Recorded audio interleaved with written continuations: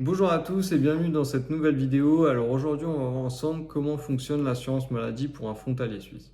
Donc ce qu'il faut savoir, c'est qu'il y a des accords entre les deux pays, donc la France et la Suisse, ce qui vous donne le droit d'option.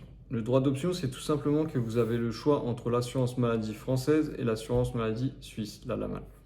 À partir du moment où vous commencez à travailler en Suisse, vous avez donc un délai de 90 jours ou 3 mois pour faire votre choix. Si vous ne le faites pas, vous êtes automatiquement affilié à la LAMAL. Il faut que vous gardiez en tête qu'une fois votre choix fait, vous pouvez le modifier que sous certaines conditions, comme par exemple avoir été au chômage en France ou débuter un nouvel emploi en Suisse. Donc avant de faire votre choix, réfléchissez bien à ce qui vous correspond le mieux en prenant en compte le prix et vos habitudes de soins. Si vous choisissez la CMU, vous pouvez vous faire soigner que en France. Si vous choisissez la LAMAL, vous pourrez vous faire soigner en France et en Suisse. Maintenant, on va parler tarifs. Pour la CMU, vous allez payer 8% de votre revenu fiscal de référence N-2. C'est-à-dire que vous allez payer 8% de ce que vous avez gagné 2 années auparavant. C'est pour ça qu'il est important de calculer avant de faire votre choix.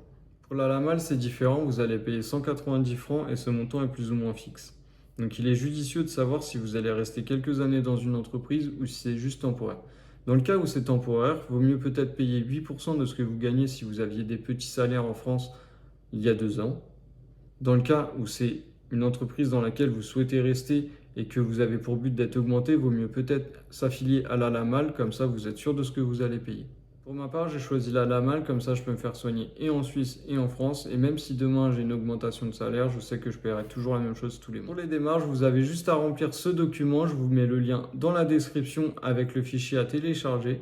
Vous aurez toute la procédure à suivre. En tout cas, j'espère que cette vidéo vous aura aidé à y voir plus clair pour l'assurance maladie d'un frontalier suisse.